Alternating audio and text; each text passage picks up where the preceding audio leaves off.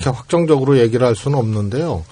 일단은 저는 사고가 나면 박지원 대표발 사고가 날 수 있다고 생각을 합니다. 그래서 민심의 실체는 퇴진 아닙니까? 그렇죠. 그래서 어떤 정치적 봉합이나 이런 것도 이 용인되지 않는 전대미문의 일이라고 국민들은 이미 합의를 했단 말입니다. 그런데 거기에 자꾸 정치적 해석이나 정치공학적 접근을 하게 되면 그건 어려운데 양자회담 걷어차고 사자회담 얘기한 것도 그렇고 네.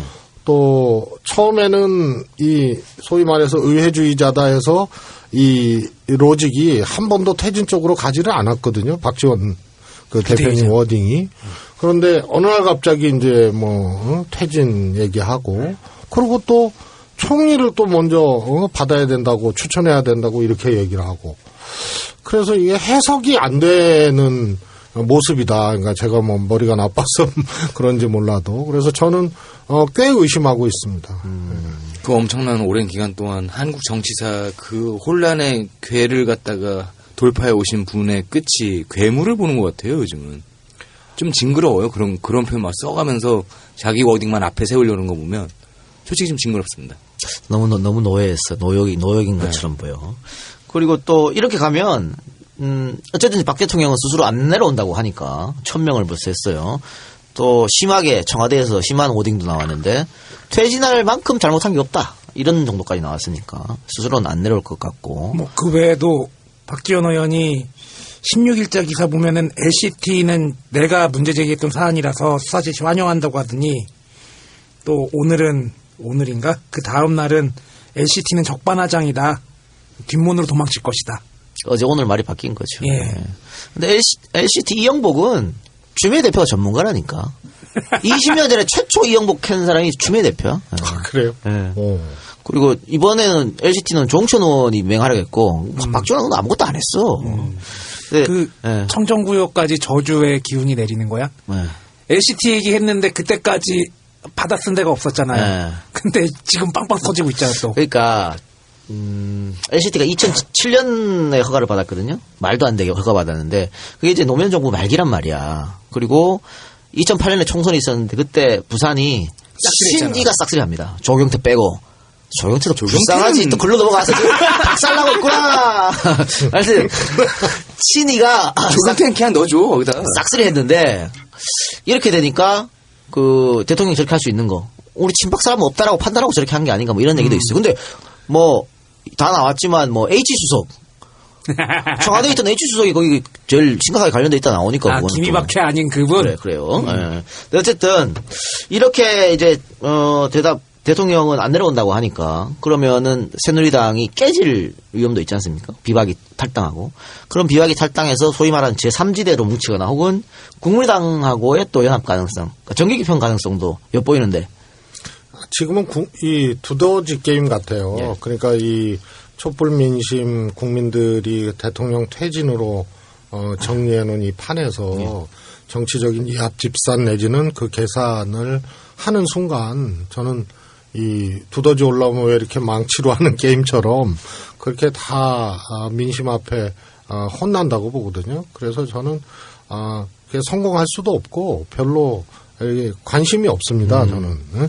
왜냐하면 이 물결 앞에 그런 장계산들이 될 수가 없죠. 그래서 우선은 이 박근혜 대통령 거취 문제를 어떻게 할 것인가 여기에 할 수 있는 모든 거를 다 하고 그 과정에서 아무리 계산해도 어떤 정치 세력이든 그 계산대로 저는 안 되리라고 생각합니다. 외려 지금 민심이 박근혜 씨를 끌어내려야 된다 플러스 지금 새누리당이나 지금 수구 보수 세력들 다 이번 기회에 한번 싹 물갈이 해야 된다는 얘기도 있잖아요. 외려 LCT까지 터진 덕분에 한꺼번에 다 저희망으로 끌어올릴 기회가 오히려 진보개혁 세력에게 있는 게 아닌가 하는 생각도 들거든요. 저는 뭐 그 계기로서 해석될 수는 있지만요.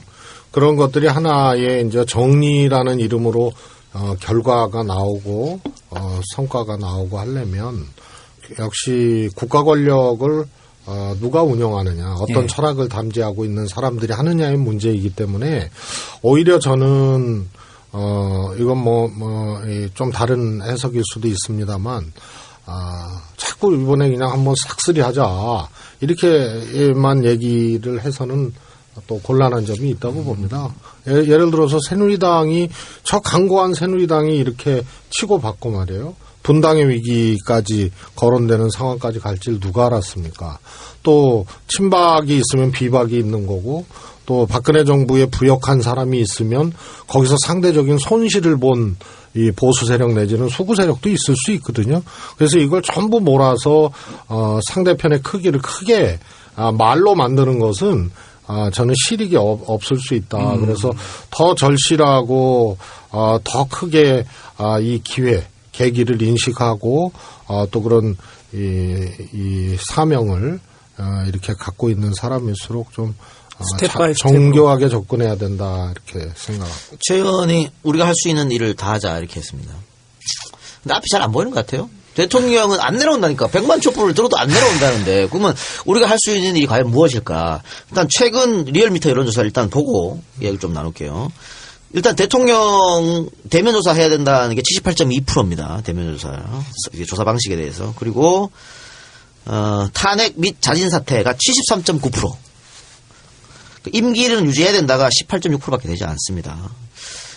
이렇게 이제 계속해서 변화하는 거예요. 그러니까 10월 25일 날 최순실 사건이 처음 터지고 나서 탄핵 및 하야가 42.3%였는데 급속도로 올라갑니다. 55.3, 60.4, 73.9 이렇게 계속해서 올라가고 국민들은 더 화가 나는 거예요. 지금 계속해서. 이런 상태였는데 일단 하야는 본인이 결단해야 하는데 안 하니까 자 그러면은 방법은 탄핵밖에 없지 않느냐. 근데 또 탄핵도 찬반 논란이 있어요. 그러면 탄핵을 하면 새누리나 청와대의 어떤 거기에 작전에 말려 들어간다 이렇게 얘기하는데 그럼 탄핵도 안 되고 하야도 안 돼. 뭐 이렇게 쭉 가서 내후년까지 임기를 보장해줘야 되냐 이런 게 있거든요. 이 전국을 풀 수 있는 방법은 우리 불세출 스탄 어떻게 생각하세요? 저는 예를 들어서 이제 전혀 성격도 다른 탄핵이었지만 노무현 대통령 탄핵 당시에는 국민들이 이렇게 하나가 되고 말이에요. 촛불을 들고 대통령 물러나라 이게 아니었지 않습니까? 하나가 돼서 탄핵 반대를 외쳤죠. 그건 나중에 이제 그렇게 된 거예요. 그래서 정치권에서 다수당이 횡포를 부려서 노무현 대통령을 트집 잡아서 이제 이 탄핵안을 통과시킨 거 아닙니까? 헌재에서 부결됐지만. 그래서 그때는 정치공학적 탄핵 외에는 없었어요. 근데 지금은 국민들이 이게 시시비비의 문제가 아니고 대통령으로 인정을 안 할 수밖에 없는 사건들이 계속 터진 거 아닙니까?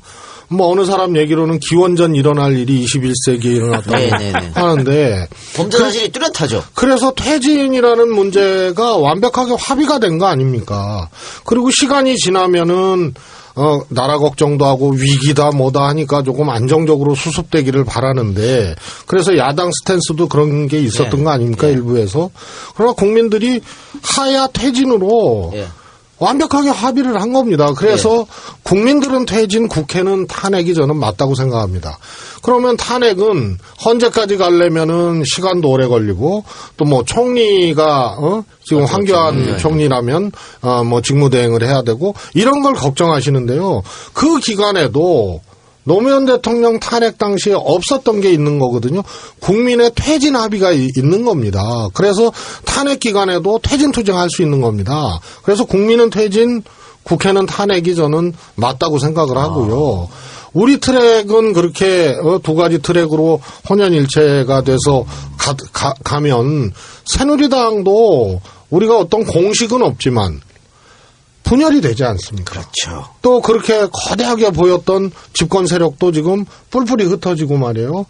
자중질환 일어나고 또 부역했던 사람 얼마나 불안할 겁니까? 또 부역을 눈 감아줬던 사람들도 불안할 거고 그래서 저쪽이 저는 균열되게 돼 있다고 봅니다. 그래서 박근혜 대통령이 국민은 퇴진, 국회는 탄핵이라는 것을 갖고 과감하게 나가면 저는 못 버틴다고 봅니다. 압박을 하는 거죠.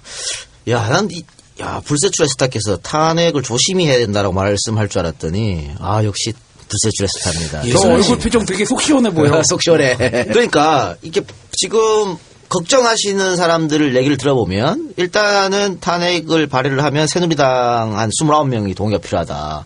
근데 저는 충분히 이 동의를 받을 거라고 보고요. 이거 거부하는 순간 엄청난 역풍이지. 새누리는 박살나는 거야. 네. 오케이. 자, 그러면 그 다음에 뭐 이제 헌재는 어떻게 하냐? 그것도 6개, 최장 6개를 걸린다. 뭐 이렇게 하는데 노무현 대통령 탄핵할 때 60여일 만에 오케이 났어요, 이거. 예. 문제 없어. 그래서 더 빨리 하면 50일 만에 할 수 있는 거야. 또 그때보다 지금이 더 엄정한 상황입니다. 근데 더 빨리 할 수도 있는 거예요. 그러니까 6개월 얘기를 할 필요도 없는 거고.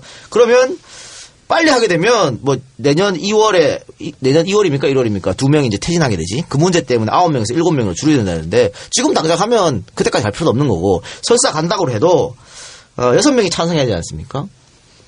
노무현 대통령 탄핵하고 다른 거는 노무현 대통령 때는 우리 당 사람이 많이 당선됐으면 좋겠다. 이 말 갖고 탄핵한 거고 이거는 지금 여러 가지 잘못이 다 드러났잖아요. 예. 그러니까 헌재 재판관들도 이걸 기각하기 상당히 어려운 거야. 특히 최근 말처럼 국민들이 다 탄핵하라고 그러는데 하야하라고 그러는데 여기 헌재 재판관들이 이거를 그냥 기각한다? 쉽지 않다고 보거든요. 그러면 이제 촛불 행진이 이제 헌재로 가는 거지. 그러니까 탄핵을 조심하라 그러면 계속 이렇게 시간 끌면은 대통령이 안 내려온다는데 어떡할 거냐고. 그러니까 최 의원 말처럼 국민들은 계속해서 자진 하차하라 하는 거 압박하는 거고 국회는 발의해놓고 또 압박하고 투표하고 또 압박하고 헌재 가면 또 압박하고 압박하도록 계속 나가야 되는 게 아닌가 싶습니다. 국회는 국회가 할 일이 있고 국민이 할 일이 있다는 얘기들을 꽤 많이 하는데 국회가 가장 기본적으로 할 일은 국민의 민심을 받아 안아서 국회에서 할 수 있는 일을 해야 된다는 생각이 들고 하야는 알아서 내려오란 그러니까 하야란 말 쓰기도 싫은데 사퇴하라는 얘기는 알아서 내려오라는 얘기지만 탄핵은 용어만 보면 끌어내린다는 뜻이잖아요. 그분한테 하야라는 단어를 누가 설명을 좀 해주셨나? 모르지 뭐. 그런데 지금 이제 총리 추천 문제가 있잖아요. 네. 그래서 우리가 너무 교조적으로 빠지면 안 돼요. 첫 번째 박근혜 대통령이 퇴진하더라도 총리 문제는 해결해야 된다. 그래서 추천해 놔야 된다. 이게 있지 않습니까? 이게 이제 단계적 퇴진론인데 저는 이거 성립될 수 없는 논리라고 생각합니다. 박근혜 대통령이 퇴진하는 상황이면 황교안 총리 버틸 수가 없죠. 내각은 일단 다 가는 겁니다. 그래서 국회 추천 총리로 임명할 수밖에 없습니다. 그게 퇴진 시점이 국회 총리 추천 총리를 임명하는 날이 공식적인 퇴진일이 될 거예요. 그다음에 탄핵의 경우에 그 황교안이 그러면 황교안 총리가 직무대행하면 또 어떡하냐. 대통령 권력이 탄핵 당하느냐 마느냐의 문제인데 직무대행이 이 민심을 거스르고 또 버틴다? 총리도 탄핵시키면 됩니다. 그래서 우리 헌법이 아주 잘 돼 있어요. 여러 가지로. 그래서 탄핵은 대통령만 받을 수 있는 게 아니기 때문에 제가 보기에는 단계적 퇴진론에서 선 총리 추천은 매우 위험한 거라고 보고요. 논리적으로는 그럴듯해 보이지만 막상 그 상황이 오면 해당 사항 없는 일을 지금 하고 있는 겁니다. 그러면 국민은 퇴진을 합의했는데 국회에서는 총리 추천하고요. 저는 박근혜 대통령이 안 받는다고 봅니다. 국회에서 총리 추천하면 걷어찬다고 봐요. 왜냐하면 탄핵하려면 해라. 예. 나 퇴진 안 한다 이거 아닙니까? 지금 스탠스가 그거죠. 그러면은 탄핵 당할 박근혜 대통령 입장에서는 황교안 총리 직무대행이 낫지. 국회 총리하는 국회 추천하는 총리를 지금 받는다? 그래서 그거는 걷어차게 돼 있는 겁니다. 그래서 이상해요. 나는 이런 주장을 하는 것 자체가 성립되지 않는 논리 아닙니까? 근데 여기 우리 이 작가님이 대통령인 말이야. 배째라.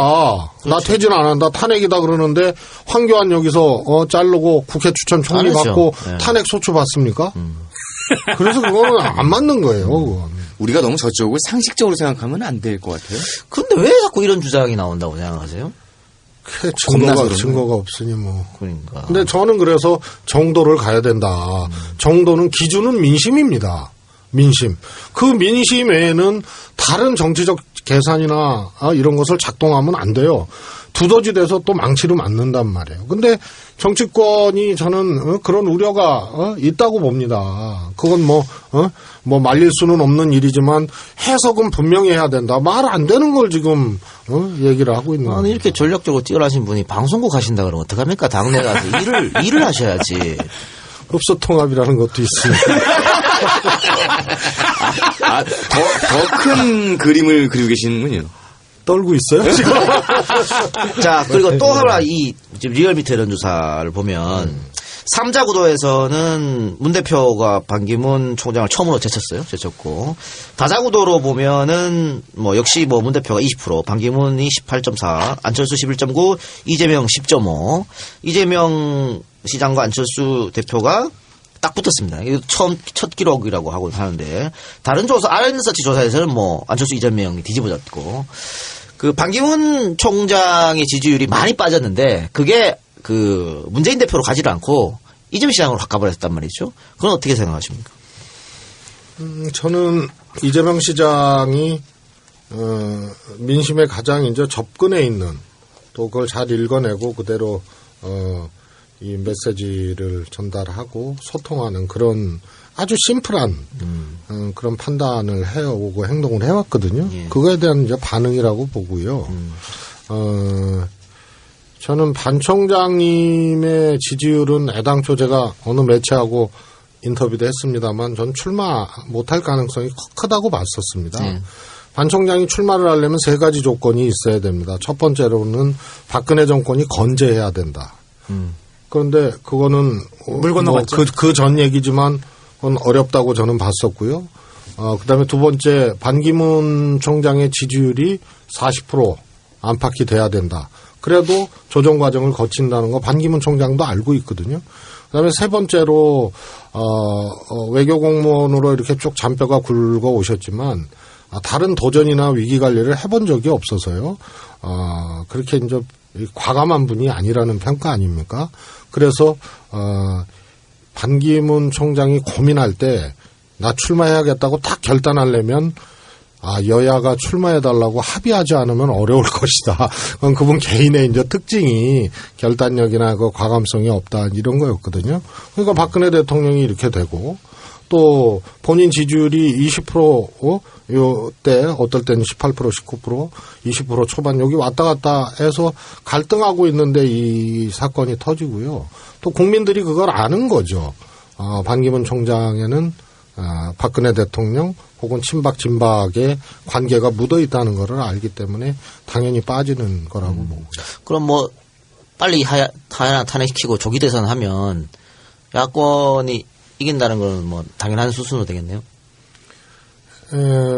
이제 민심을 잘 읽어야죠. 저는 사실 이게 어떻게 보면 빅뱅, 정치적 빅뱅이 올 수도 있는 상황이다. 그래서 여가 이기냐 야가 이기냐 이 게임이 아니고요.